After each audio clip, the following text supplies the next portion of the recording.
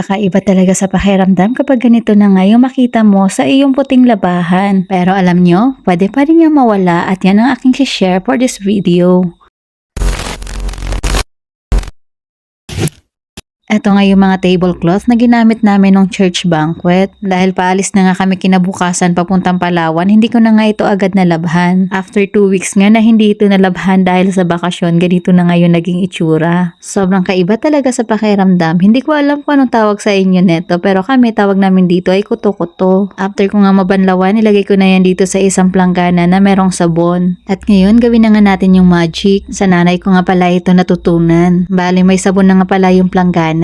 At para nga tuluyan ng mawala ang mga ito, lalagyan natin yan ng Zonrox at suka.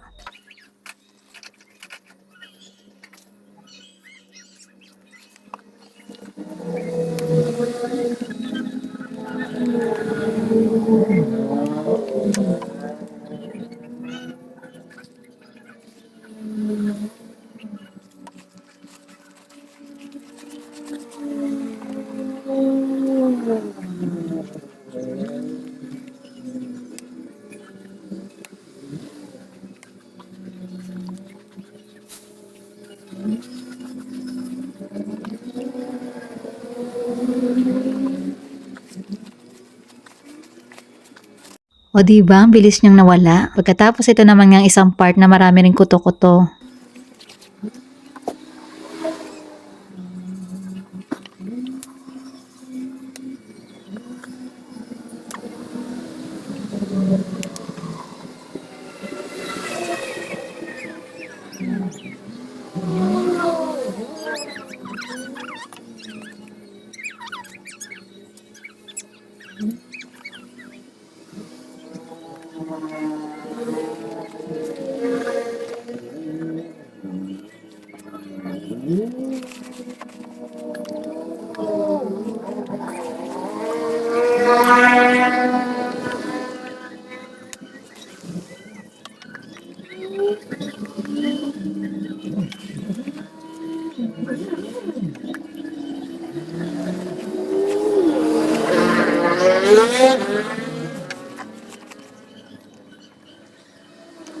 Hindi pa nga ito nababrush pero talagang natanggal na yung mga kuto-kuto. After nga ng mga ilang minutong pagbababad, pinaikot ko na lang ngayon dito sa washing. Nilagyan ko ulit ng sabon para talagang lumambot ang mga dumi.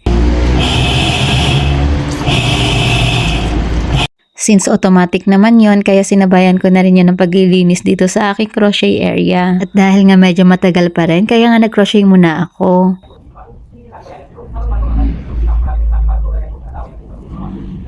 At pagkatapos nga ng ilang minutong pag-aantay ay natapos na rin itong mga tablecloth na ating pinaikot. Akala ko talaga ay meron pang mancha pero masking tape lang pala kaya tinanggal ko na lang. At eto na nga, nawala na nga talaga lahat ng mga kuto-kuto. Alam nyo, na-realize ko lang, wala talagang problema na hindi kayang solusyonan. At katulad nga sa buhay, hindi talaga nawawala ang problema. Mayroong problema sa pamilya, sa finances, sa pagpapalaki sa anak at kung ano-ano pa. Pero dahil nga sa pananampalataya natin sa Diyos, alam natin na walang problema na hindi niya kayang solusyonan. Ang kanyang paalala nga sa Jeremias 32:27, "Ako ang Panginoon, ang Diyos ng lahat ng tao. Mayroon bang anumang bagay na napakahirap para sa akin? Kaya kahit anong problema, sa Diyos natin ipagkatiwala dahil siya lang ang may kakayanan na ayusin ito." Balik na nga pala tayo dito sa aking nilabhan. Ito na nga, sobrang linis na at wala na yung mga kuto-kuto. Kaya nagpapasalamat talaga ako sa Diyos sa wisdom na ito na na-share nga sa akin ng aking nanay. Lalo na nga't ito yung lagi naming problema dito sa Benguet dahil nga grabe mag-moist dito. Kaya ngayon, hindi na nga ako takot na magkaroon ng kuto-kuto yung aming mga puting damit. Muli, salamat sa pagsama sa akin. See you in my next sharing.